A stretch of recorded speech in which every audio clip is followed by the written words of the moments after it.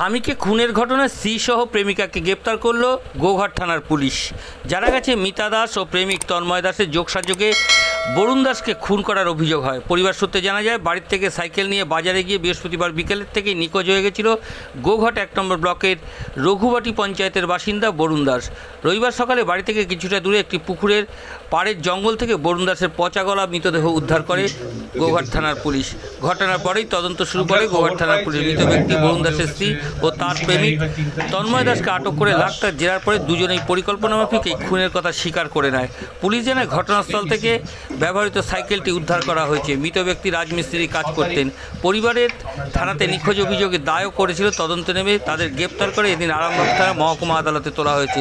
এ নিয়ে এলাকায় যথেষ্ট চাঞ্চল্য ছড়িয়ে পড়ে। 24 ঘন্টা ইন্ডিয়া টিভির প্রতিনিধির বিশেষ প্রতিবেদন। আমরা তদন্ত করে জানতে পারি যে বরুণ দাসকে তন্ময় দাস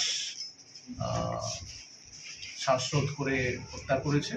প্রাথমিক জিজ্ঞাসাবাদে আমরা তন্ময় দাসকে আটক করি এবং সেই যে সময়ে এই হত্যা হচ্ছিল সেই সময় তন্ময় দাস মিতা দাসের সাথে অনকল ছিল। পরে জানতে পারি যে একটা বিবাহ বহির্ভূত সম্পর্ক আছে এবং তার দরুন এই হত্যাটা হচ্ছে।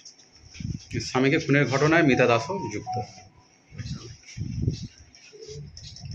24 ঘন্টা ইন্ডিয়া টিভি, সর্বদা সবার পাশে, সবার মাঝে। আজ এ পর্যন্ত। সঙ্গে রাখুন 24 ঘন্টা ইন্ডিয়া টিভি। দেখতে থাকুন সব জেলার সব খবর সবার আগে 24 ঘন্টা ইন্ডিয়া টিভির পর্দায়। নমস্কার।